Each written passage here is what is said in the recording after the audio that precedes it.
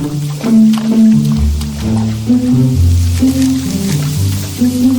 moment I was born, I was in the spotlight. I've seen some shit in my day. A lot of water under this old bridge, as they say, you know. I've gotten a little perspective on things as I get older. My little brother Louie and I, we were born inside a tiny cramped cage in Montana. As babies, we both had our front claws removed. I guess it was to keep us from digging out of the tiny cage. Luckily, we were together, you know, brothers through and through. After a few years, we were sold to a new amusement park opening up down in Florida. Silver Springs, I think it was called. It was known for clear, swampy bayous filled with all sorts of tropical wildlife. Well, somebody got the bright idea to turn this place into an amusement park and a zoo. They built roller coasters and brought in a bunch of us animals for people to look at. Florida was hard. You see, Louie and I were Kodiak Grizzly Bears. Our kind comes from Alaska. You know, known for ice and snow. We love the cold. And Florida was pretty much the exact opposite. You know, hot, humid, sticky. Our fur coats fell out and we spent a lot of time desperately trying to cool off in the tiny pool. It was so hot, we didn't even try to hibernate, which honestly makes a bear go crazy. In Florida, Louie and I shared our pen with two other Kodiak bears, Jake and Forrest. They still had their claws, so we were given turns outside because if shit got real, they could really mess Louie and I up. A lot of time, though, Louie and I were locked in our hot concrete cage, watching the visitors as they meandered by. One day, disaster struck. Louie and I were headed outside when all of a sudden, the huge metal gate in our pen came crashing down, right on my lower back. I collapsed. I couldn't feel anything in my legs except for blinding pain and numbness. After a while, the feeling returned, but that gate worked me over really good. I could barely walk. The only relief I got was when I dragged myself outside to soak in the pool. After that, I started spending more time inside that dim concrete cage. I admit I was in a pretty dark place. You see, a Kodiak bear is used to having territory that's huge, miles in size. We love our solitude out there in the open, and we'll attack any other bear that wanders into our space, unless you're brothers like Louie and I. Louie and I didn't like being locked up, but the one that it really messed with was Jake, one of the other bears. He was frantic, always looking for a way to escape. At night, you'd hear him pounding, trying to get at us, scraping his sharp claws against the cage. He was trapped. He was filled with destructive rage. It kind of broke your heart to hear him. One afternoon, the gate opened for Louie and I to go outside. I didn't go with Louie and soon fell back asleep. After a while, I heard Jake and Forrest's gate open, and I assumed Louie had come back inside while I was asleep. I heard Jake's vicious roar, and I realized Louie hadn't come back inside. He wasn't in the den. I dragged myself to my feet, looked outside, and my heart dropped. Louie was pressed against the rock wall when Jake and Forrest hit him, slamming into him with the speed and violence of a terrible freight train. Their claws tore into him without mercy. Soon the yard was stained with Louie's blood. The air was filled with floating hunks of fur. I roared loudly, screaming at them to stop, but nothing seemed to slow the awful destruction happening right outside my cage. Louie bravely made a stand.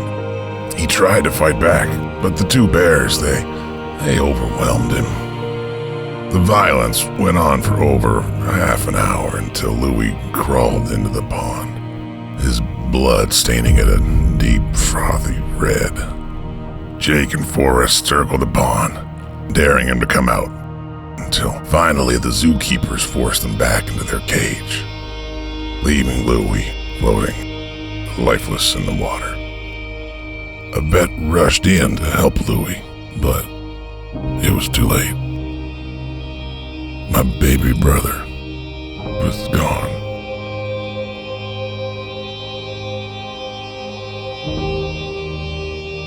Oh, I was a mess.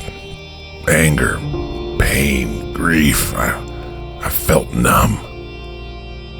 I knew Jake was doing what any Kodiak Bear would do, defending his territory, but for a while I just plain hated the sight of him. I was alone for the first time in my life. Solitary captive in this cage. Soon I stopped going outside except for when I dragged my body out to the pool to cool down. My heart felt dead.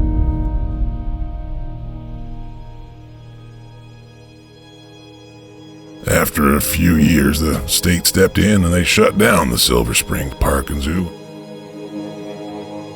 All three of us Kodiak Bears came here to the sanctuary. I gotta tell you, this place is pretty damn special. I remember stepping out into my private, wide-open habitat, taking my first deep breath of the cool Colorado air, looked around at all the grass blowing in the breeze and saw the water rippling, and I felt a weight, I don't know, just kind of melts off of me, like I've been longing for this place all along. I just didn't know what I was missing. It's so perfect. They even gave me a custom pool with stairs under the water. I can easily get my old broken body in to soak. Feels pretty damn good on my old backside.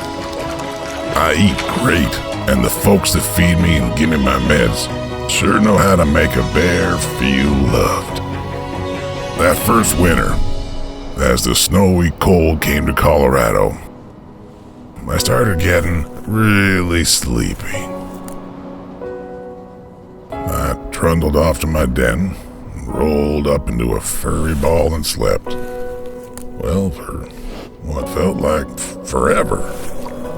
And I woke up just as the weather was getting nice again, and I felt good.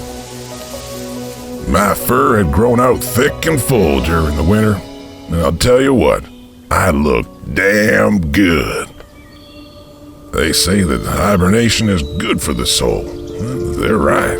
For the first time in a long time, I had peace in my heart. I miss Louie a ton. Really wish he could have seen this place. He'd have loved it. But the peace of this place, it's mellowed the anger that once consumed me. I've found forgiveness for Jake and Forrest for what they did. I still see Jake from time to time, over there across the fence in this huge habitat, perfect for a Kodiak Bear. He seems pretty happy here. I'm glad he found some peace as well. I just think putting 4 bears in a tiny cage down in Florida just wasn't smart. Something bad was bound to happen. Just wish it didn't have to happen to my kid brother. God, I miss Louie something fierce. But, you know, I'm not entirely alone here. The animal care folks, they come by pretty regular to visit, and well, there's Socks and Boots. 2 tiny little cats that decided to adopt me. I guess we're kind of like a little family, you know. They live with me in the den, share my food, and we keep each other company. And when the wind gets cold and the snow starts to fall, all 3 of us cuddle up together, warm in the den, and I doze off. And I dream about my dear brother, Louie.